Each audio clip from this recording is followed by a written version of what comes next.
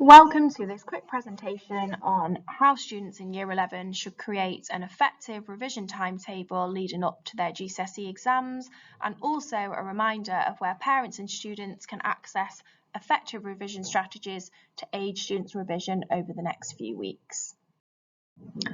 All students in Year 11 this week have completed personal learning checklists in each of their subject areas, whereby they have RAG rated themselves against the topics and subjects they need to know. Green means they have a good understanding, amber means they have some understanding, and red is a poor understanding of that subject area. The idea behind the checklists are students are going to use these in order to create an effective revision timetable that meets their needs ahead of their exams. As you can see from the list here, this is an example from the English department. For example, students would write down, do they know the plot of the play? They would RAG themselves red for no, amber if they think they know but they might be slightly unsure, or green that they're happy with that. If they were green, obviously they wouldn't need to focus lots and lots of revision on that subject area, but they would if it was red. So here's an example of an effective revision timetable. Along the top, we've mapped out the exams that students would have that week, and this is what their revision timetable should look like if they've got an exam every single day. Students should not be blocking off revision, so it shouldn't be that they would spend one entire evening on one subject. They should be doing little and often and interleaving their subjects. So for example, on a Wednesday, if they've got their English exam, they should be revising for that on the Monday and Tuesday prior to that exam, as well as of course the weeks before. So students should not be revising in block revision, and also they should build in short breaks that obviously give them some downtime in between their revision.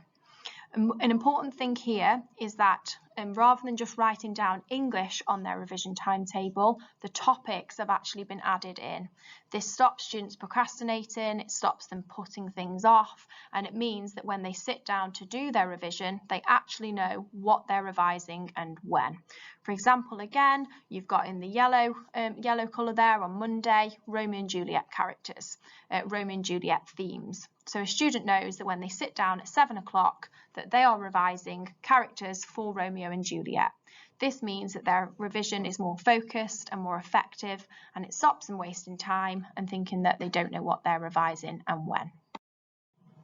So here's an example of what a revision timetable should therefore not look like. It should not be in blocks, and it should not be vague and woolly, such as just writing down English literature, maths and history. The timetable should be more focused, as on the previous slide. And then finally, just as a reminder, on our school website, students can access the Year 11 Revision Strategies booklet that they've been using during form time in order to create effective and impactful revision cards and mind maps and so on. The revision strategies have been put together by all staff in school and are relevant for all subjects, and students should be using this in order to complete active revision. Simply just watching YouTube videos and reading revision books isn't good enough. Students do have to produce something based on their revision. So parents and students can access this via our school website on the Students tab along the top, and then Year 11 Revision Strategies.